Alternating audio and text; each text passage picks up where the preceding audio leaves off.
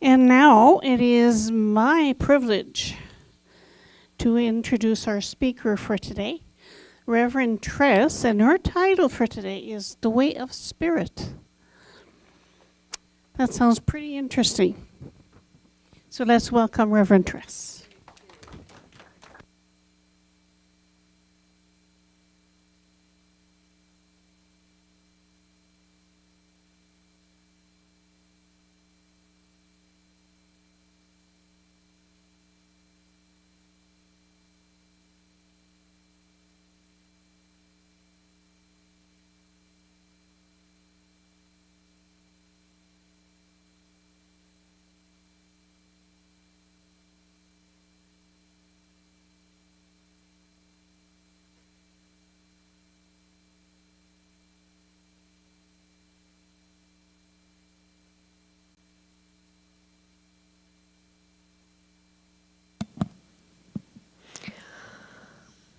I'm Reverend Tress Phillips, and it's my honor to be here.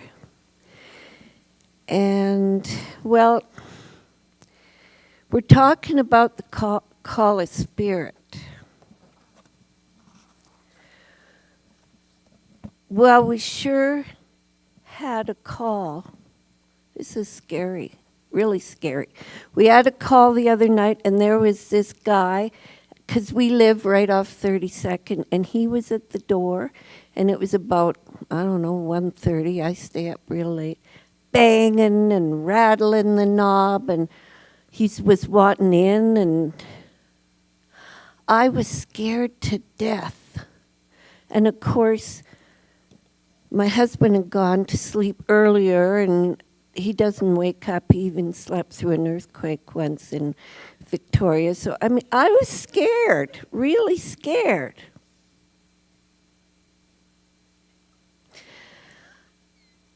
Everything I told you, except the earthquake sleeping through part, absolutely false.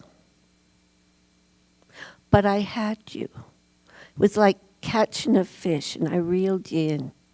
So why am I using this? I want to give an example of how easily any negative thoughts can come into our brain and just take us over and put us in such fear. Like it just happened, and you think, oh, but no, it never happened. It happened in here, but no. So that's how easy we can be sabotaged by our own thinking. And through our lives, we've picked up false beliefs. And a lot of times they're not of our own making. It's other people giving us these false beliefs. So where do they come from? Well, watching TV this morning, I love nature, as most of you know, and I was watching this show where there was these two men, and they were foraging and saying, well, we can make food out of this and this and this. So they were making this salad, and they had natural ingredients, stinging nettle, and the way he prepared it, it got rid of the stinging part of the nettle, dandelions, natural herbs, and a few other things. And they put them all together, and they made an actual salad and ate it, and it was good. They're all free growing in nature, and I learned from that the dandelions didn't come from Canada. They were brought over from Europe they had a very good reason for it, but I don't have a clue what it is, but they brought it over, and you can eat them. So when I think of us as beings and where we came from, we're like a bunch of salad. Our beliefs are like a wild salad. Because where did they come from? Well, when I look at my life, my ancestors, I'm a little bit of everything. And we have 2 grandsons. We're very blessed to have 2 grandsons. And I have had many times people saying, well, they have different parents. No, they don't. The genetics were very kind. One looks exactly like my husband, and one looks exactly like his grandpa on the other side. One with reddish hair, one with brown black hair. They're just totally freckles, and like they don't look like they came from the same family. They did. So we are all a bit of everything. And just from somebody looking at you and they make an opinion of you, like right there you go, same parents. People look at us, they might have an opinion and they'll be totally false. And who do we look at and have an opinion? And we don't know a thing about the person. Well, how about we get to know them? How about we try? We are each a beautiful mixture of our past. And part of our instinct is to survive. And I was talking with my husband about it, talking about my father. You see, my father's era, he was born in the 20s, prairie. No money. The 30s, no money. And some of the things he did to survive, he heard of a job up north, any job for any money. And it was being a trapper. And I know being a trapper is not a wonderful thing or a positive thing. It was a job when he was about 15 or 16. He also rode the freights across Canada to get money. Survival. But you see, his dad came up from Oklahoma in a covered wagon, and he built a farm in southern Alberta, and he farmed the land in Lacombe area. So that is survival. He came as a kid from Oklahoma, and he had to build the land where no one had been before, to grow the crops and have the horses. So that's part of what I learned. But then on the other side, there's the other grandfather. Okay, so what's his story? Well, 12 years old. You get out there and go to work. Okay, Scotland, you get out there, go to work. You are a pit pony boy. Horses, good, yeah? Pit ponies were down underground in the slate mines in Scotland. He was down underground with the pit ponies from the time he was 12 years old.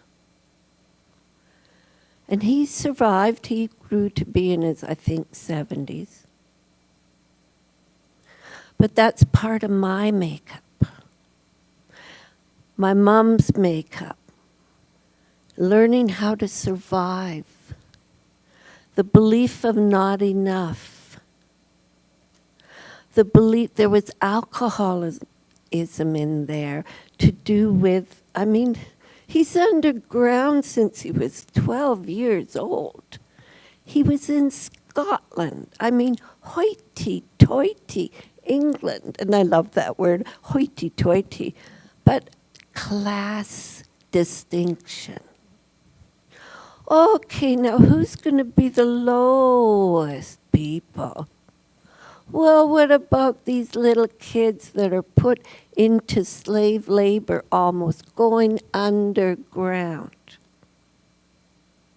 That's part of my background, part of my belief system, as well as the pioneer. Get in there, forge the land, be brave.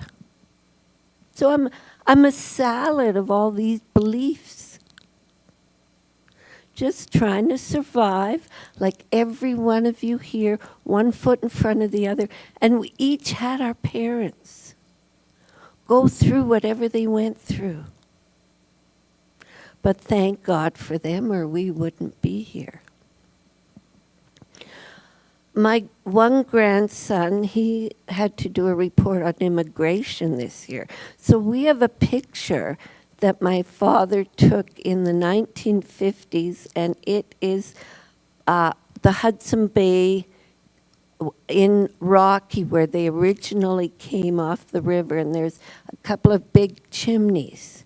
And there's a picture of the family there, and there's my father, and he used to wear a buckskin jacket with the whatever you call hanging down. I loved it. And this hat. And then here's my mom, and then my mom's sister, and her husband she met here, and then her brother, and almost everybody there, Mom brought over from Scotland. So they all came here for a brand new beginning. We, by being ourselves, allow brand new beginnings to others by sharing what we have, letting others know the goodness. So if you ever think you don't make a difference in the world, just think about things you've done that have changed people's lives.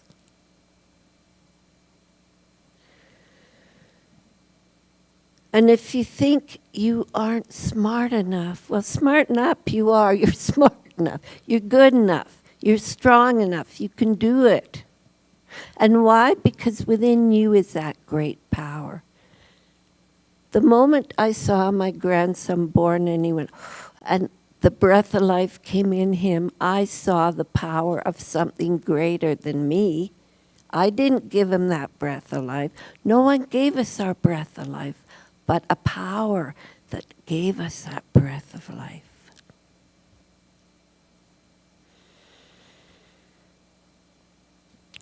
I often wish that my grandfathers, because they're the ones I know, I never met my one in Scotland, but I know their stories. If they could see us now, I have a cousin I'm on Facebook with, and he actually has just had a family reunion. And he has met a woman, he's been married a number of years. She's from Iran. And she's over now in Iran. And he sent her this Facebook message from his family. And all the writing is, I couldn't read it, it's not in English. But he did this out of love to show her. And here's all, I saw his brothers, my cousins, and his sister, but also his children and his grandchildren.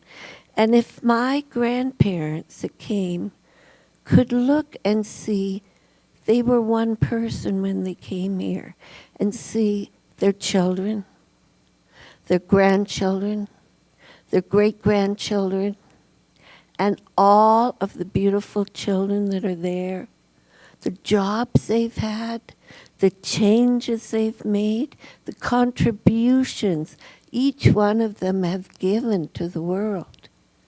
And that was just by them being brave enough to go forward in their life, one to come to Canada and one to just keep going and do that hard work and bring up his children. And one was my mom and one was my dad. So I see life through all of that. But you have your own people. So if there's something in you that is frustrating, for me it's lack and limitation, a prime example, I remember I told you I went to a trolley and there was, the computer was down and couldn't get cash. Well, I went to my favorite ladies' clothing store in Stettler. I'm going to get myself all these gorgeous clothes, big sign, cash only.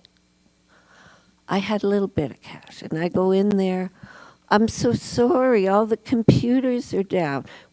So who's bringing the lack and limitation? I know it wasn't my fault, the cash only, but it's certainly been ringing a lot of bells in my life lately, so.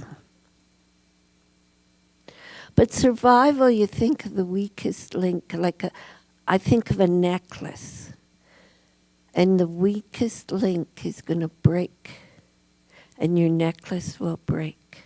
So what is your weakest link? Do you have a weakest link? Is it fear? Is it jealousy? Is it not believing in yourself? Is it letting someone else be the boss over you and you are the boss over you? I had a little kid have to teach me that when I didn't even know the kid, and they said, "You're not the boss of me." And I thought, what? And then I realized, hey, that's one of the best messages I think I've ever heard. You're not the boss of me. I can say that. This little guy can say it.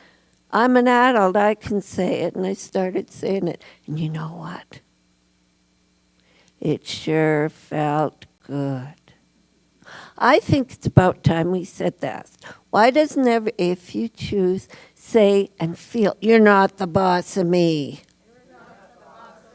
Okay, and you might even have somebody in your mind that, now let's do it with it. You're not the boss of me. You're not the boss of me. There you go. And even the nigglies in my head that are telling me negative things, I can say to that little niggly scamp of a whatever it is in my brain, you're not the boss of me. Not that it works every time, because I have to work at believing in myself. And I'll tell you, I'm not sure what it's like to be young now, obviously. Like, I had black hair once, black hair. And I could dance all over the place. So obviously I'm not what I once was. But, life is good. And life goes on. And we are always worth it. So where's our attention? Some things I really want to change. But if you can't change it, you can't let it go. Like, well, if you've ever been married to somebody or in a relationship, you might want to change the other person. Well, that's just plain dumb. You learn over the years. And they realize that being married to you, that it's just plain dumb. But you know what? You let it go and you live on. So when you keep thinking, why is this happening to me? What's going on? Well, look into it. What lesson is in it for you? It would be a lesson of growth. See, we can all change somehow. We can all let go of things we don't need. We don't need fear. If there's someone in our life always criticizing us, making fun of us, or whatever, I don't know what's going on in your life, but I've had that through years. Different people that I've allowed to bother me. Well, who says they have to be in my life? Or who says I can't stand up and say, you're not the boss of me, in my own sweet way? Well, there. See? They're saying you're not the boss of me right back. But like my mother-in-law would always say, bless her heart, she lived to 97.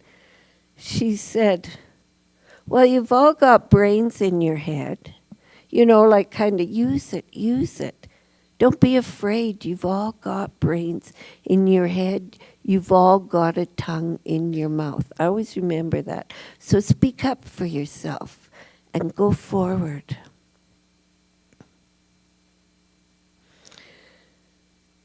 Dr. Raymond Charles Barker said, by fixing your attention on a positive goal, causes life or divine mind, that spirit within us, to back you up with all its processes, and you realize that the universe is for you and never against you. That God essence.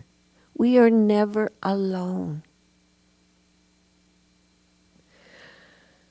But you know, it's amazing the obstacles that we put up in front of ourselves. Beliefs about ourselves. We're not good enough. Or I'll never make it to there. Or they don't like me. Or I'm too good for them. Whatever your belief, I don't know what's in your head, and it's none of my business what's in your head. And it's none of your business. You don't want to know what's in this head? But we go forward and we say, whatever obstacles are there, I'm going to build a smooth path. I'm going to let go of negative beliefs. I'm going to move whatever I need to move, including myself, to get where I'm supposed to go. Because inside of us is that urge, that life that says, you need to do this. We all know we're here to be good people. Remember, just close your eyes. And I don't want this to be negative, because for some of us, it might be extremely negative. And I'm serious in this. So let's just do it fun. Close your eyes. Remember when you're little child. Remember the time that someone didn't believe you and said, you're lying. Remember the time when someone may have thought you took the cookie or did whatever, and some other kid might have blamed you and those, you did that. You're thinking, no, I didn't do that. Remember how you always knew, I am a good person. I'm a good girl. I'm a good boy. Whatever it was, you knew deep down inside you were good. Well, that is the same person you are right now. You can open your eyes if you wish. Through life, I remember my mom, I don't know how else to describe it. For those of you who may remember, but my mother had, it was called a ringer washer. It was a great big tub, and it would go, and you put your clothes in. You had to pour the water in, heat the water, yada, yada, and then you take it out, and there were these two rollers that you don't dare get your fingers caught in, but you'd put, say, the tea towel in there, and it would squeeze all the water through. Growing up is like sometimes going through that ringer. We all have memory of, oh my God, how did I survive that? That was a brutal experience. And it was, I made it. I made it. I may have a few lumps and bumps and wrinkles and creases, but I made it. But going through that ringer, going through school, going through some of our jobs, having some friends or experiences with other people, they may have just kind of taken a little bit of that innocence and belief in ourselves away. Or they may have taken a lot. But they're not the boss of us. We were, that first breath of life was the divine life. You may call it God, whatever your word is. I like to say God, but I like to say universal mind. I like to say the creative energy of the universe. All those words work for me. But you have your own precious little word that you may believe in a higher power of some kind. And that's right and perfect for you. And you've always known deep down you're a good person. Well, let's start to let that light within us shine. Our good person. Our knowing we have a right to be here. Our knowing we have a right to be alive. And knowing we have talents. I remember one of the grandchildren, another lesson. These little kids, they're smarter than I don't know what, always teaching me stuff. And he had the older brother, 2 years difference. And the older brother's doing whatever, and he's about 4. And here's this little, like, 2-year-old, and he's keeping up. And he's tripping and falling and half killing himself, trying to keep up. And I'd say, oh, I'll help you. I can do it, Granny. I can do it, Granny. So he had to prove he was as good as his brother. Well, I remember Mr. I Can Do It, Granny. He's 14 now. And he showed me a determination. He showed me don't give up. He showed me I can keep up. Don't you tell me what to do. I can keep going. And if my way of keeping going is a little bit different than somebody else's, too bad. You're not going to stop me.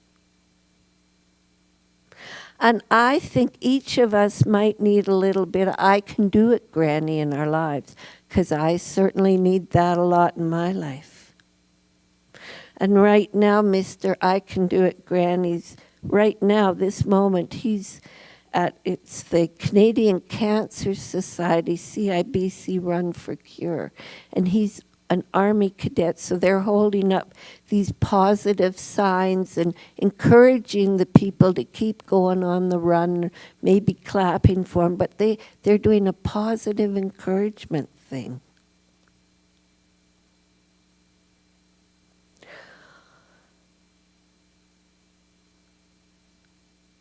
And we're each so important, but our story doesn't stop here.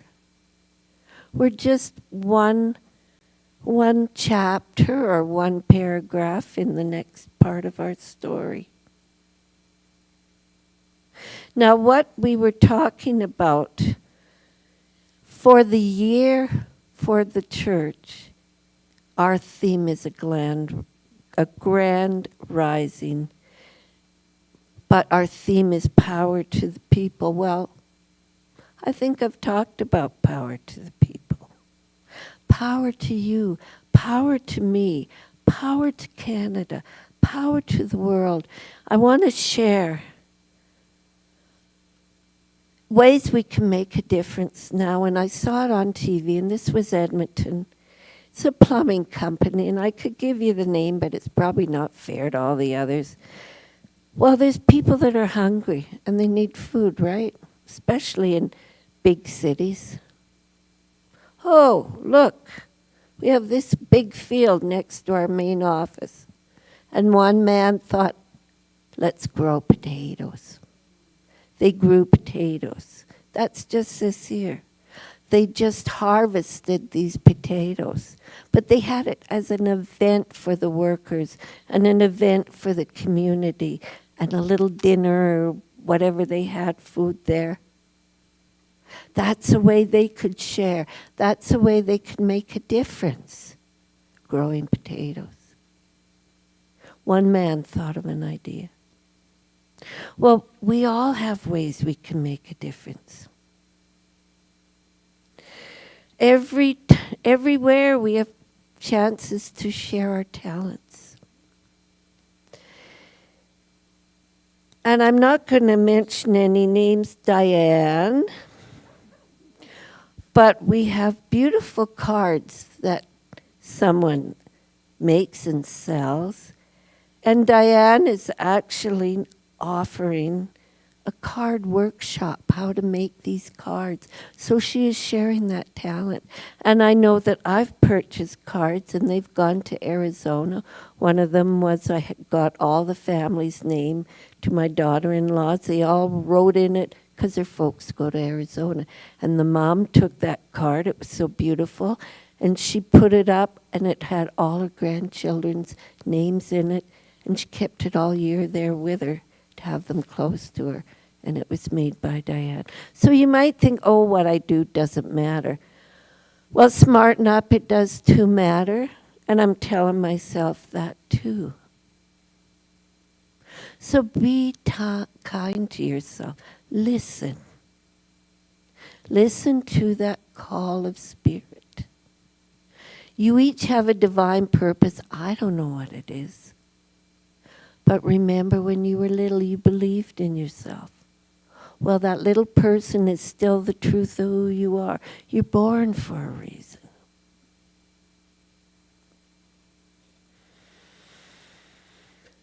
When I think you can't get far if your car doesn't have gas, right, or electricity.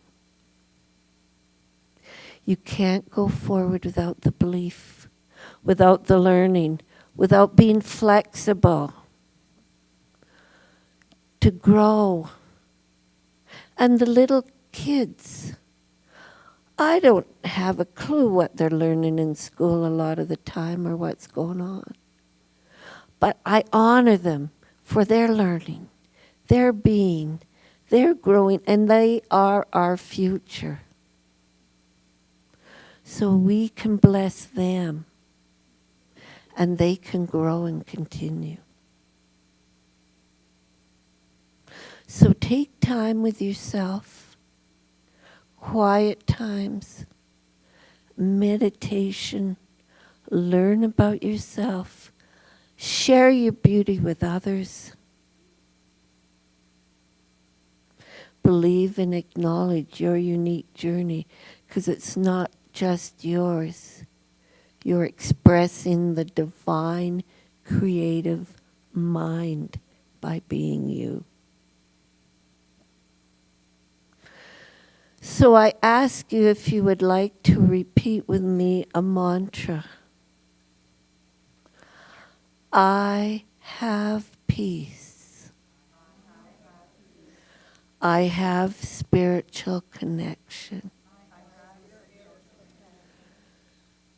I have peace.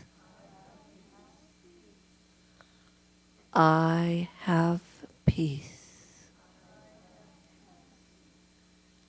And I am great and powerful.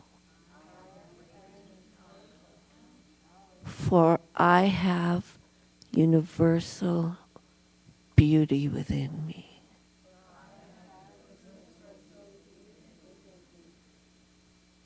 Let your beautiful divine light shine. Yes. Well, how does that feel? So I challenge you. You've sat patiently listening to me.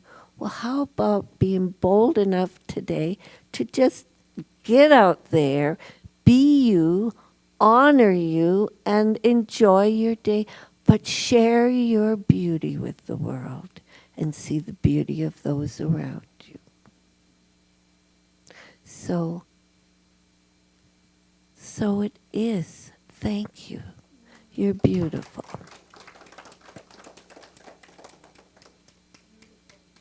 Thank you.